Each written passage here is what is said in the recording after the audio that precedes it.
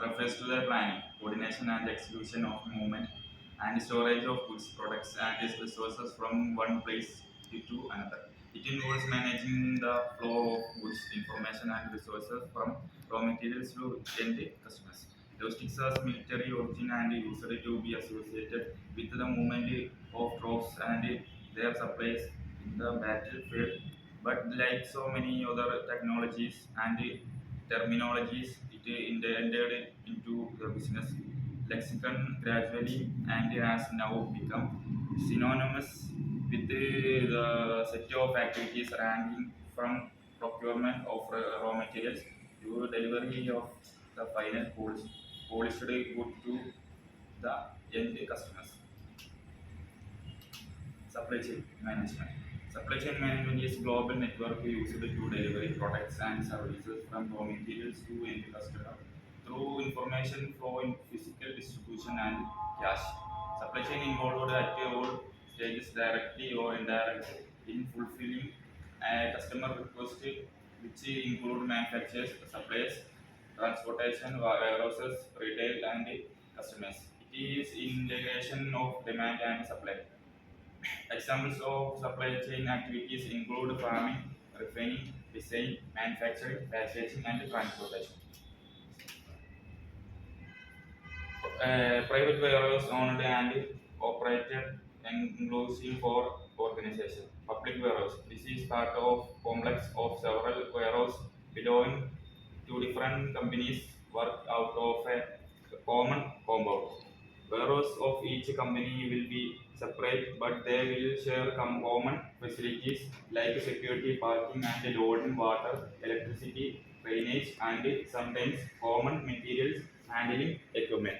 Another kind of public warehouse is a single large warehouse operated by a common setup for a different organization. The materials and the storage areas are earmarked and kept separated. The concept of public warehouse became predominant when the need arose for bonding and important goods when they land till the duty is paid.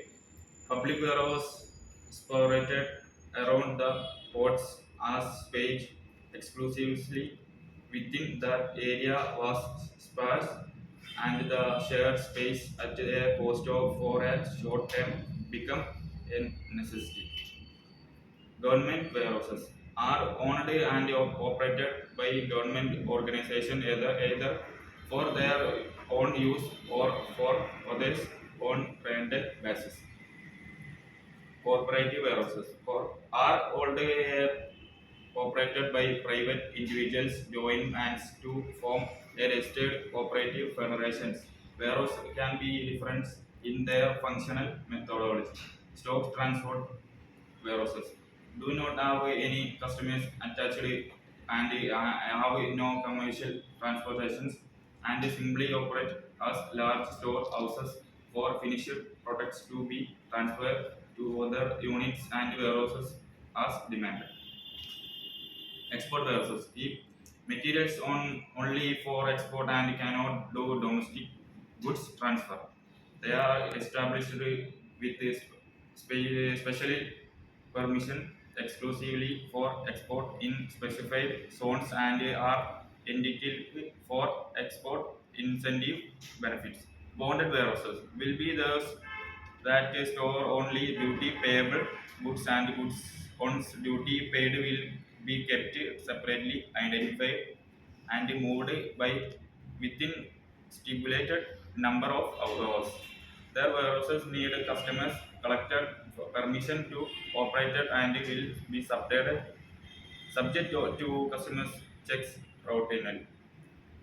Special warehouses operated for special listed high value goods and stimulated from time to by the government and only by licenses.